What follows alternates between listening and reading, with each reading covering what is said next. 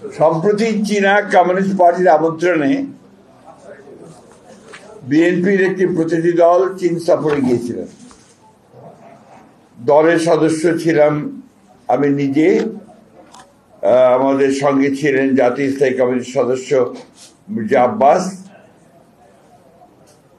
আবু গর্ষচন্দ্র রায়, জাতীয় স্থায়ী কমিটির সদস্য সেলিমা রহমান, চেয়ারপারসনের উপদেষ্টা কাউন্সিলের সদস্য ইসমাইল জাবিউল্লাহ, অধ্যাপক সুকোমল বড়ুয়া, জহিরুদ্দিন স্বপন, মিডিয়া সেলের আহ্বায়ক জনাব ডাক্তার মওদুদ হোসেন আলমগীর পাভেল এবং চেয়ারপারসনের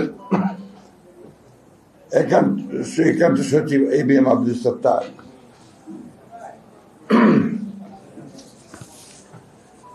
পৃথিবীর বিভিন্ন দেশের রাজনৈতিক দলের সাথে সফর বিনিময় চীনা কমিউনিস্ট পার্টির একটি প্রতিষ্ঠিত ঐতিহ্য।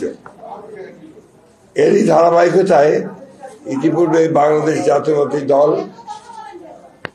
বিএনপির এক প্রতিনিধি দল সম্প্রতি চীন সফর করেছে।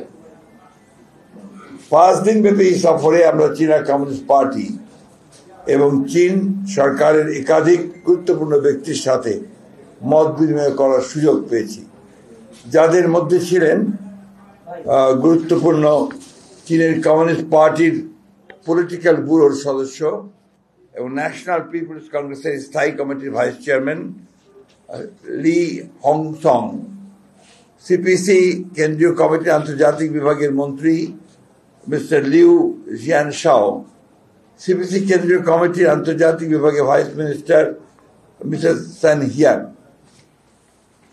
আপনারা জানেন যে বাংলাদেশ চীন কূটনৈতিক সম্পর্কের সুবর্ণ জয়ন্তী সম্প্রতি উদযাপিত হচ্ছে। এটা সেই ঐতিহাসিক সম্পর্ক যা শহীদ রাষ্ট্রপতি জিয়া রহমানের চীন সফরের মধ্য দিয়ে সূচিত হয়েছিল এবং যা পরবর্তীতে দেশনেত্রী বেগম খালেদা জিয়ার প্রধানমন্ত্রিত্বকালে সফরের মাধ্যমে আরো ঘনিষ্ঠতর হয়েছে।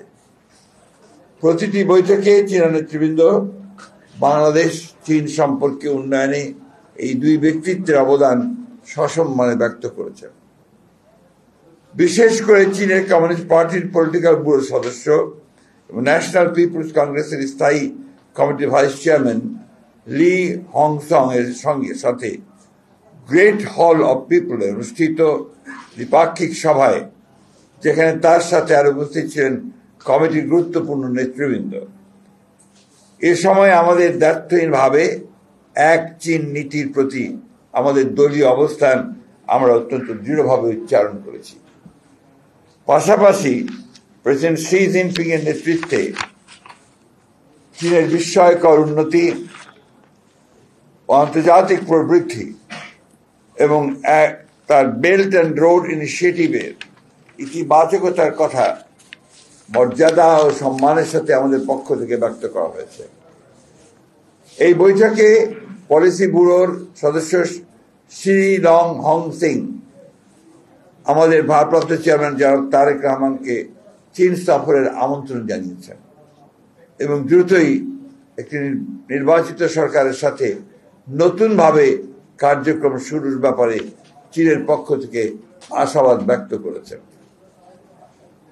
বৈঠকে বাংলাদেশের অবকাঠামো উন্নয়নে পরীক্ষিত বন্ধু রাষ্ট্র হিসাবে চীনের অবদান সমূহ আমাদের পক্ষ থেকে ধন্যবাদের সাথে উল্লেখ করা হয়েছে এবং ধারাবাহিকতায় আগামীতে ডিজিটাল প্রযুক্তি, সেমিকন্ডাক্টর, নবায়নযোগ্য জ্বালানি, মেডিকেল ও উচ্চ স্বাস্থ্য সেবা, উচ্চশিক্ষা, যোগাযোগ, আধুনিক কৃষি প্রযুক্তি, SME বিজনেস, ব্লু ইকোনমি, উন্নতর প্রযুক্তি হস্তান্তরের ক্ষেত্রে চীনের অধিকতর ভূমিকা রাখার আহ্বান জানানো হয়েছে।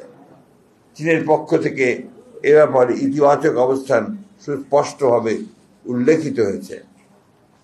কূটনৈতিক সম্পর্ক স্থাপনের সুবর্ণ জয়ন্তী উপলক্ষ করে আমরা এর অধিকতর প্রায়োগিক দৃষ্টান্ত দেখার অপেক্ষা রয়েছি, যাতে আমাদের মাঝে সাংস্কৃতিক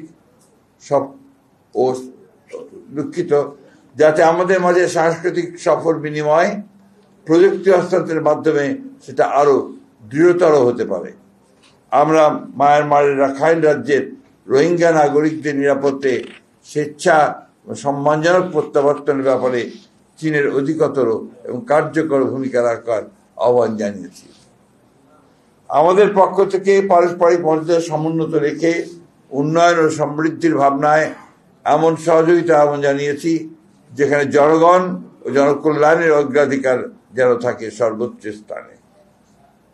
আঞ্চলিক ও ভূ রাজনৈতিক পরিবর্তিত পরিস্থিতি বিবেচনায় নির্যাতিতদের পক্ষে তাদের অবস্থানকে আমরা সম্মানের সাথে অভিনন্দিত করেছি এবং এর ব্যাপকতা দৃশ্যমানতার আহ্বান জানিয়েছি। চীনের সাথে আমাদের সৌহার্দ্যপূর্ণ সম্পর্কের পাশাপাশি গুরুত্বপূর্ণ প্রতিবেশী এবং বৃহৎ উন্নয়ন সহযোগীদের সাথে আমাদের সুসম্পর্ক ক্রমবর্ধমানভাবে উন্নয়নের ধারাবাহিকতা অব্যাহত রাখার ব্যাপারে চীন এবং আমাদের অভিন্ন অবস্থান বৈঠকগুলিতে সুস্পষ্টভাবে ব্যক্ত হয়েছে। চীনের পররাষ্ট্র মন্ত্রণালয়ের ভাইস মিনিস্টার সুং ওয়েডং এর সাথে সফরের দ্বিতীয় দিনে আমরা পারস্পরিক স্বার্থ সংশ্লিষ্ট বিষয়ে কথা বলেছি এবং বাংলাদেশের অবকাঠামো, পরিবেশ ও প্রযুক্তি উন্নয়নে তাদের সহযোগিতার বৃদ্ধির আহ্বান জানিয়েছি। বাংলাদেশের শ্রমশক্তি সক্ষমতা, উন্নত বিনিয়োগ পরিবেশ ও বিনিয়োগের নিরাপত্তার বিষয়টিও আমরা ইতিবাচক হিসাবে উপস্থাপন করেছি।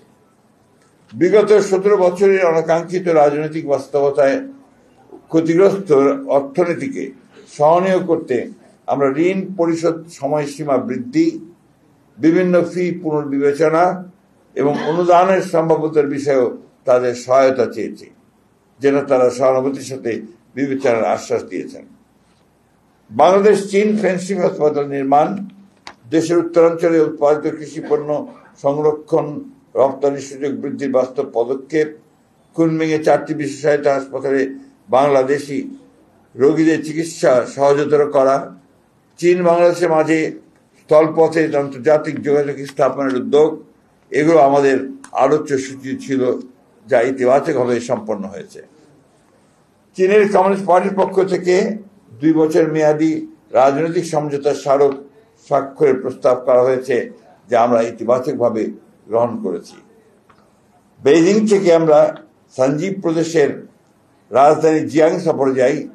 সেখানে আমরা বৈদ্যুতিক গাড়ি প্রস্তুতকারক প্রতিষ্ঠান BYD পরিদর্শন করি। পাশাপাশি তাদের হাইটেক প্রযুক্তি পার্ক জিয়াটং বিশ্ববিদ্যালয়ের পরিদর্শনও আমাদের সফরসূচিতে অন্তর্ভুক্ত ছিল। এখানে প্রায় 50 জন বাংলাদেশি ছাত্র অধ্যয়নরত রয়েছেন। সানজি প্রদেশে কমিউনিস্ট পার্টির সেক্রেটারির সাথে আমাদের দ্বিপাক্ষিক বৈঠক অনুষ্ঠিত হয়, যেখানে আমরা উচ্চশিক্ষা বিনিময়ে তাদের সাথে গার্মেন্টস শিল্প স্থানান্তরের ক্ষেত্রে বাংলাদেশকে বিবেচনা রাখার প্রস্তাব বিবেচনা করার আহ্বান জানিয়েছি। সফরের অন্যতম গুরুত্বপূর্ণ পর্ব ছিল জিয়ান শহরের